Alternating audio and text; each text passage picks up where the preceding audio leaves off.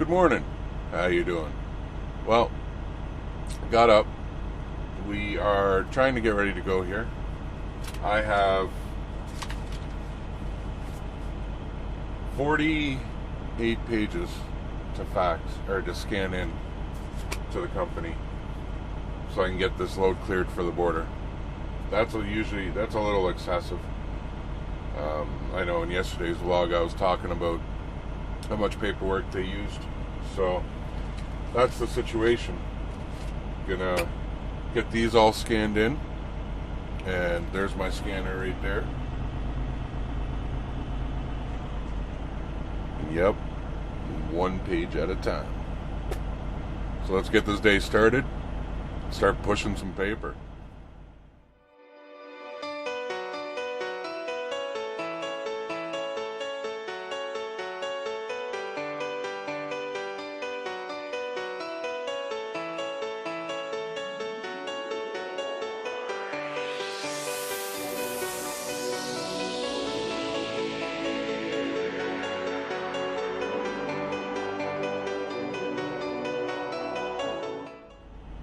So I'll try to show you one-handed here.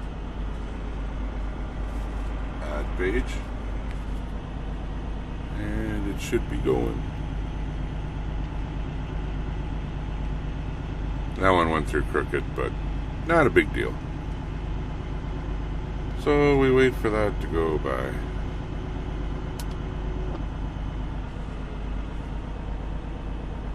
There we go.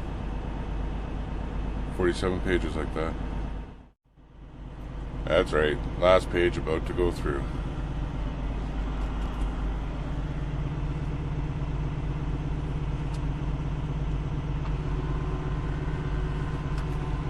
Dun dun dun. Finally.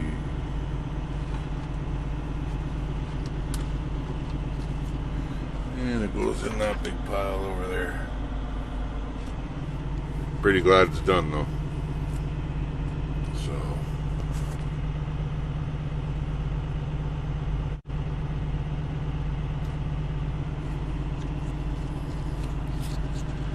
So if we take a look here, there's the date, there's a set of 10, 10, 10, 10, so 44 pages in total, not 48, 44. So that's a lot of pages, you know, but what can you do? It's part of the job. Fortunately, we don't get paid for stuff like that. You only get paid when the wheels are turning. So, too many of those would be costly.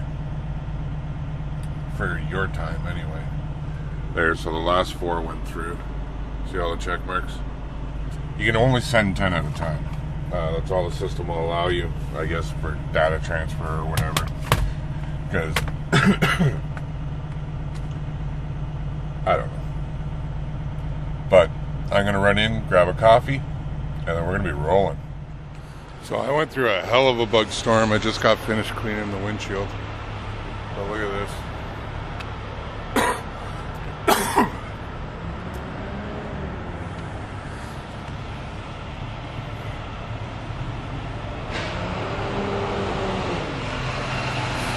Yep, time for a truck wash. Gotta find one now. Well, we decided to do a little bit of head cam footage before the sun comes down here. It is, we're on the I-35. We just got onto I-35W. If you follow the I-35 up through Texas, it splits. There's a fork. And then there's a 35 west and a 35 east.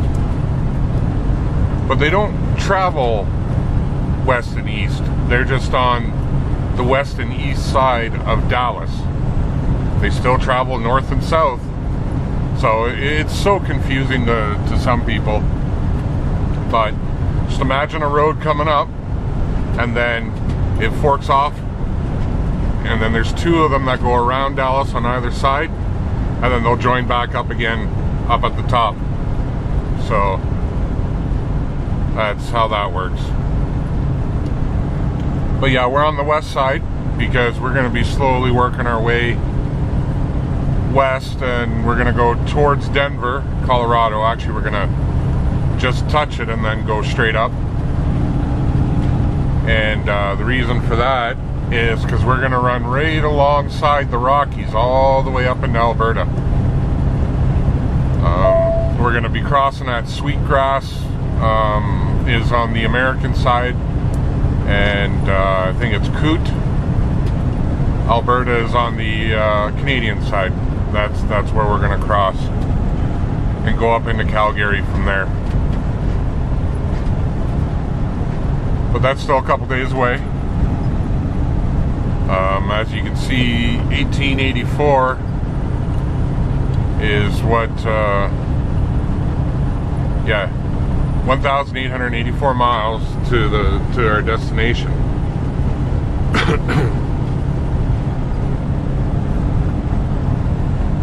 So you're looking at the better part of 3 full days at 600 miles a day. And we're going to be stopping shortly, probably in the next couple hours.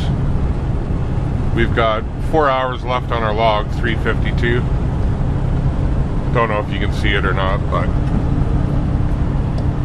And, so I want to get through Dallas tonight. Get to the other side, maybe pick a rest area or a truck stop. And stop there, and then we will continue on north.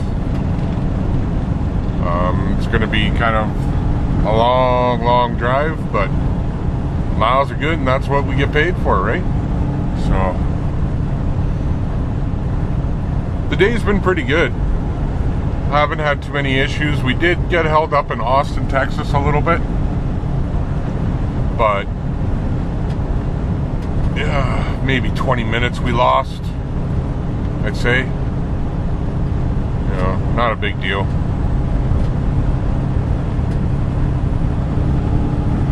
Walmart truck going the other way. Speaking of which, I'll have to hit a Walmart at some point so I can stock up on some groceries, because I'm going to be out a little bit longer than expected. So, and I hear it's cold up there, and in Calgary, Alberta area, basically the whole western side.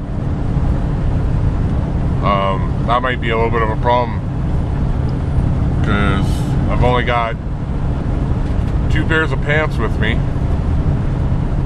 and my hoodie that's hanging up on the seat here. So I don't have a winter coat. I do have winter gloves on the truck and a toque, you know, but I don't know. Depends how long I'm up in the cold, if it's getting that bad right now. I had another driver tell me it was 2 degrees, and it actually hit 0 through the night. So it's that time again, and it's slowly just going to migrate over to Ontario and the northern US states and all that. So winter is coming. Next road trip, I got to pack more pants, more warm clothing, some long sleeves.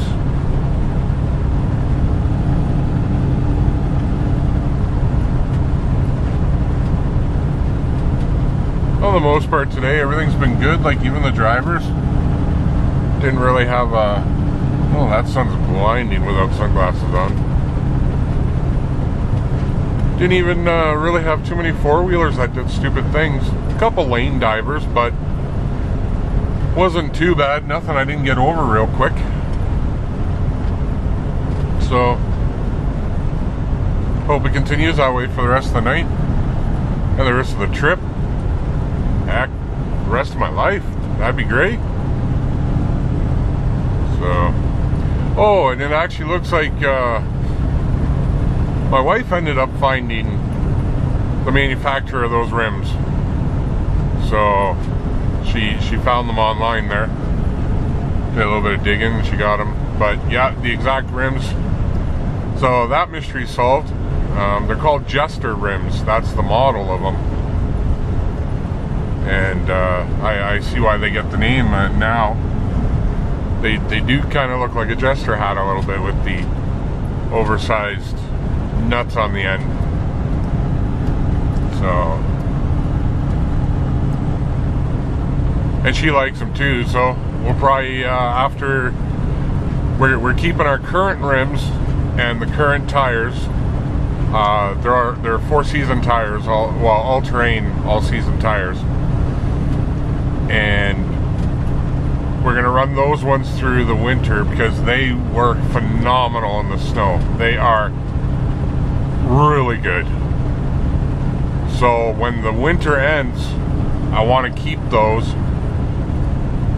as the winter tires, and the stock rims will be the winter rims, and then the Jester rims will become our spring, summer, and fall with some oversized tires on there.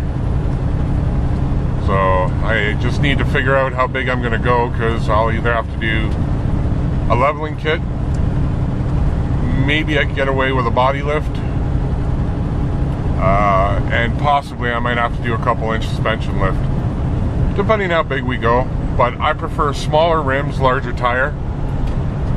That it's a better combination for off-roading. Less chance for it to pop off the bead, get pinched. A pinched rim sucks. And it's usually the cheaper way to go too, with the most benefits. The larger rim you go, even the rubber becomes more expensive, even though you're not changing. Say you went 35s total diameter, but your rim, say, is a 15, 16 is usually a stock small rim that they use. Most Jeep people use for upgrading if they like the extra rubber. Terrible for the highway. Absolute horrendous for the highway. However, that's not why you bought a Jeep, was to run it on the highway at high speeds. If you're buying a Jeep, you're buying it for out there. Go play, enjoy. That's your world. This world is only to get you there. So, but yeah, 15, 16, and then the bigger rubber. So even if you went up to 35 inches, we'll say, I think that's the max I'll ever go. Who knows? But that combination, on average, would cost you, rims and rubber, Canadian, anywhere between $2,000 and $3,000, depending on what rims you pick and what tires you go with. You know, like if you go with Super Swamp or 35s, well, geez, you know, you're going to be paying $400, $450 a tire, something like that. I'm just throwing numbers out there, just to kind of make my point a bit. But which isn't too bad, you know, if you stick 35s, 32s, 33, whatever you want. Then you get into a bigger rim, say you go 17, 18 inch rim, but you're still sticking with the 35-inch diameter tire. That tire is still going to cost you more than the 35-inch tire for the 15 or 16-inch rim, even though that tire has more rubber. There's more product into it because it's got a bigger sidewall, you know, because once you start getting into the bigger rims, there's different techniques so that the walls are a lot stronger, because you're going to have less of a wall, you know, and less of a wall off-roading is not a good thing at all, you know. If you're going to stick friggin' 22s on it and low-profile tires, you don't ever plan on taking that off-road, not even a gravel road. A little stone this big can pinch the bead, you know, so you don't want to do that. And I see poor Jeeps that have been slammed down and they put these street rims on and low-profile tires, and I cry every time I see that. It's like, that Jeep was not made for that. I mean, you're paying a premium price tag on a Jeep And even if you buy it used, they're one of the highest reselling vehicles out there. And the reason why you pay so much for these Jeeps is not what you see on the outside, because quite frankly, it's really a box. You know, we all know that. I mean, yeah, it's cool. We take doors off, you take the roof off and all that, you know. But essentially, it's still a box. And it doesn't cost much for the company to have that roof and the doors in there, because like, all you're doing is a removable bolt hinge per door. You know, you make the electronics with a plug so you can unplug them if you got electric doors and windows and stuff. You know, or locks, I mean, electric doors. And the roof, well, hell, you know, okay, soft top. Pretty straightforward. Even the hard top is even simpler, because you put it on, there's only 8 bolts that hold the thing on. 6 on the back, that, you know, so think of it as a pickup truck, you know, the rim of the box. Along the sides, there's 3 on each side, and then the lip of the top of the hard top gets bolted into this, just behind the sound bar. There's a roll bar there, and it gets bolted into there. So it's 8 bolt. I mean, like, it's simple, very simple. There's no electronics. It's not automatic. You got to do manual labor to take them all off. So essentially, the Jeep is just a box on wheels. What you paid for is underneath. You know, none of them, they all come with Danas. All different kinds of axles, you know, 30, the 44s and the 60s, depending on the model, make, and everything like that. I think the Rubicon has 60 front and rear. If I'm wrong, it's probably 60 rear, 44 front. I've got 44 on my Sahara on both. And the Sport, I think, is 30 and 30. Might be 30, 44. No, I think it's 30, 30. Somewhere along that lines. Anyway, you know, your transmission, your everything geared for off-road. You know, like even the factory suspension is geared for off-roading. Like, if I stomp on it on a light, the whole back end just sinks and goes. Like, that's how much cushion there is, even with the stock shocks and suspension system. Right out of the box, it's a capable off-road vehicle, literally. You can go out there right from the dealership and do some good off-roading. Now, everybody, I know people are going to argue with me, you know, well, you can't go rock crawling with those stock tires and stock, you know, you don't have a lift, you don't have this, you don't have a locker. Well, okay, that's rock crawling. I mean, most vehicles, if you want it to be a rock crawler, you got to do some serious modification anyway. Period. End of story. You know, so, but I'm talking about, you know, medium trails, some mudding, some off-roading, you know, going through the bush, the shrub, you know. I've seen stock Jeeps just climb a fallen tree, you know, in the bush. Just not a problem, you know, as long as you know what you're doing too, and don't go crazy, because everything does have a limit. But that's what you pay for.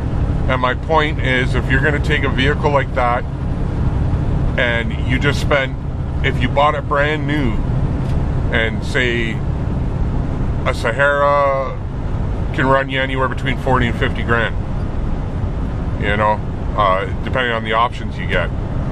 And if that's the case, and you're going to take that 40, 50 grand of an off-road vehicle and just slam it down, well, that kind of sucks. You know, I'll respect you because it's your style and it's your thing, but that's it just doesn't make sense to me, you know. It's like taking a Ford Mustang GT and converting it into four-wheel drive and lift it up, you know, 18 inches and put a lift kit and mutters on it. Is it practical? No. If you're doing it as a joke and a project car, alright, well, it's your money.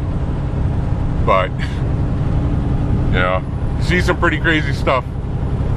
Some really crazy stuff. Anyway, that's my rant for the day. Ended up talking about slamming down Jeeps. I cry. I just cry when I see it. The reason why I brought it up is because I saw somebody post a meme and it had a Jeep all chrome. Like, I mean, chrome. Oh, it was tacky. It was so tacky. I'm a truck driver, and I'm a truck driver that isn't a fan of chrome. And I almost didn't even get my Lone Star because of how much chrome is on here. I know it's sad to say and it's funny, but I like things painted like, you know, when you do a blackout or a whiteout. That's what I like. When you see semi-trucks coming down the road, pure white, visors white, back mirrors are white, even the poles up here are white. You know, if it's I guess another term for it is called ghosting, when it's all white, but also known as whiteout, blackout. And you know, blackout's the opposite, just with black, everything black. You know, that to me looks better than chrome. I can appreciate seeing a truck driving down the road and it's got beautiful polished tanks and all that stuff, because that takes work, man. Like every 2-3 days you'll see drivers out there polishing all their chrome. It's crazy, absolutely crazy, but it's a lifestyle. And if you're that hardcore into it, like, I'll say old school, but it doesn't necessarily mean old school. You know, I mean, there are new drivers that are chrome crazy too, right? I even saw a semi truck. You know, everybody puts a personal saying on the back of their trucks. You know, like one of my favorites I've seen is "working my way home." I love that, because that's what you're always doing from the second you leave to the second you get back, just before you get back. That's what you're doing, is you're always working your way home. I love that. But, you know, you'll see the doghouse or the dog pen or whatever on the back. My bachelor pad. And then, you know, other people put cool stuff. But the best one I've ever seen will work for chrome. And believe me, if you looked at that truck, you knew damn well he worked for chrome. I wouldn't doubt that his entire paychecks went to chrome. So, not trying to knock any other drivers out there, so before you start ranting and, you know, causing a big stink, it's not a criticism. It's not my style, but I appreciate the work and effort you put into keeping a beautiful truck. If you can understand what I'm saying. So, but yeah, nothing too exciting on the road going here. So we're going to be cutting through Fort Worth, which is the west side of Dallas. And that's it. And it's going to start getting dark, so probably won't see much anyway. So I'll probably turn the camera off here and probably see you at the end of the night here.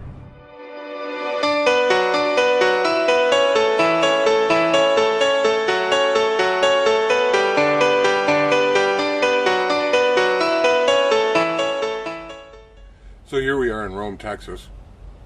Yep, that's right, Rome. When in Rome. Just programming some channels here. I'm going to relax while I edit. We're parked for the night. We're safe. We're at our Loves. Pretty new facility. We're on the US 281. We're off the interstate. We'll be off the interstate for a little bit tomorrow too. Probably, I don't know, 3-4 hours or so. We're going to be running this to cut over, so slowly working our way to Denver. And then we'll run right alongside the Rockies all the way up. But it's a pretty good night. I hope the head cam footage came through again. I think I might have rambled on too much. I don't know if you like silence or just talking about whatever comes up. So I don't know, but we'll see what the footage looks like. And I think it was a little long. I might have to cut it down. But I'm pretty tired, so I'm going to be signing off here. And yeah, it's just a quiet night.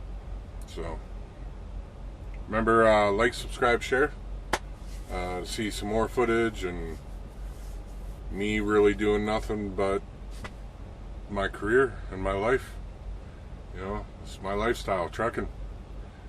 So like, subscribe, share, and I'll see you guys tomorrow.